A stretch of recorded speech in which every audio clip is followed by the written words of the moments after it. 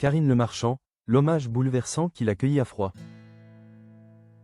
Karine Le Marchand, l'âme sœur des campagnes et l'étendard d'une agriculture en quête de dignité.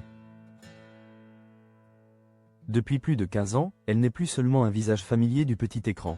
Elle est devenue la confidente. L'allié est parfois l'ultime rempart d'un monde rural en détresse, entre les plateaux de M6 et le bitume des manifestations. Karine Le Marchand incarne aujourd'hui un pont unique entre la France des villes et celle des champs. Le 12 janvier dernier, les téléspectateurs ont retrouvé avec une tendresse renouvelée l'animatrice phare de L'amour est dans le pré, mais derrière les rires et les présentations de portraits d'agriculteurs se cache une réalité bien plus profonde. Pour Karine Le Marchand, l'émission n'est plus une simple parenthèse cathodique depuis longtemps. C'est le point de départ d'une mission de vie. Depuis 2009, elle tisse des liens qui ne s'arrêtent jamais au clap de fin. Elle écoute les silences des campagnes, les colères sourdes des exploitations et les rêves brisés par une bureaucratie parfois aveugle. Cet engagement s'est cristallisé loin des projecteurs, dans le froid des blocages et la ferveur des allées. Du salon de l'agriculture, là, elle n'est plus la star, elle est, Karine, celle qui comprend. L'année 2025 a marqué un tournant dans son combat. En février dernier, sur les ondes de RTL, elle rappelait avec une émotion palpable le moteur de son action, la gratuité du cœur. Ce que je fais là, c'est bénévolement. Ma sincérité, je pense qu'ils la comprennent, confiait-elle. Ce n'est pas une posture de communication, mais un cri du cœur pour ceux qui nourrissent.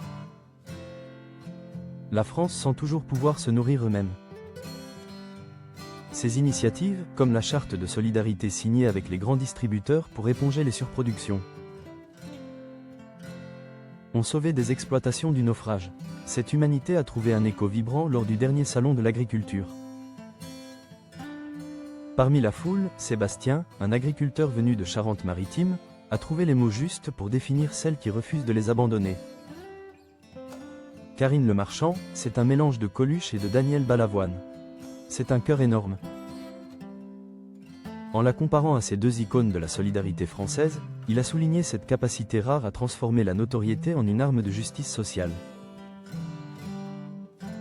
Si Karine Le Marchand est une figure de proue, elle n'est plus seule. Le monde de la gastronomie et de la culture commence à se lever. À Bassens, c'est le chef Philippe Etchebest qui est allé au contact des agriculteurs évacués, rappelant que sans la terre, il n'y a pas de table. Mais le symbole le plus fort reste celui du 13 janvier. Sous un ciel de plomb, environ 350 tracteurs ont fait vibrer le pavé parisien. Ce cortège de fer et de colère n'était pas seulement une manifestation syndicale, c'était le cri de détresse d'un monde qui refuse de disparaître. Dans ce vacarme de moteurs, le soutien de personnalités comme Karine Le Marchand agit comme une caisse de résonance indispensable.